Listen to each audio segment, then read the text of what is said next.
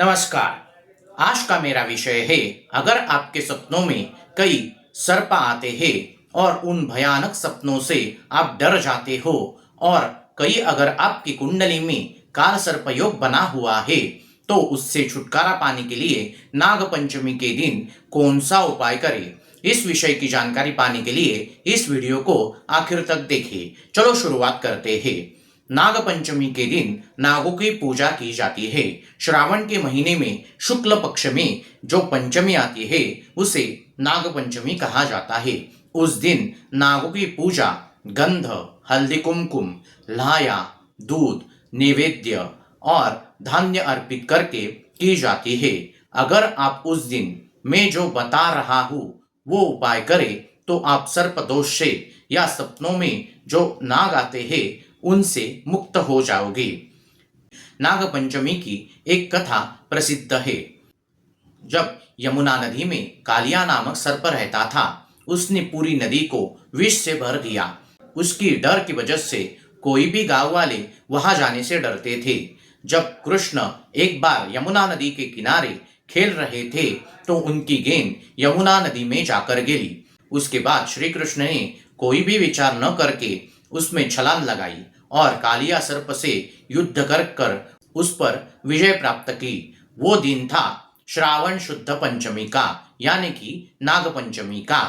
कालिया सर्प से कहा, तुम वहां से चले जाओ। कालिया सर्प ने जाते वक्त श्री कृष्ण से वरदान मांगा, जो कोई भी व्यक्ति नाग पंचमी के दिन आपकी पूजा करके मेरी भी पूजा करेगा वो सर्प दोष से मुक्त हो जाएगा।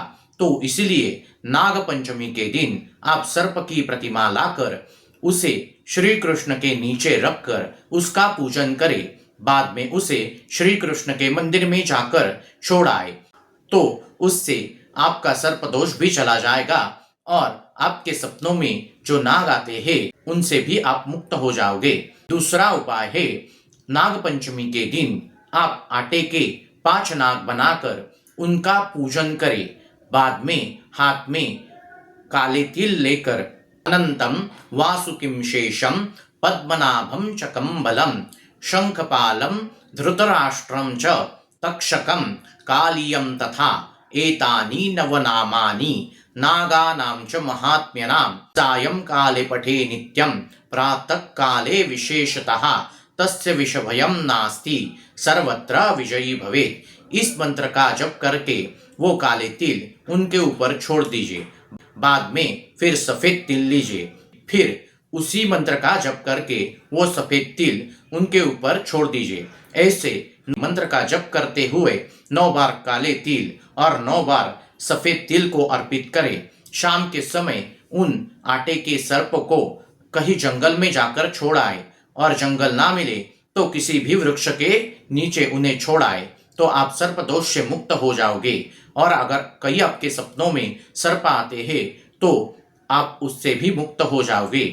तीसरा उपाय है, आप चांदी की सर्प की प्रतिमा बनाकर उसका नाग पंचमी के दिन पूजन करें। बाद में उसे पीपल के वृक्ष में उसे लगाए।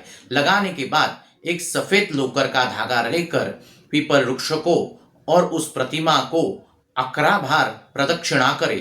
प्रदक्षिणा करने से पीपल के वृक्ष में बन जाएगी।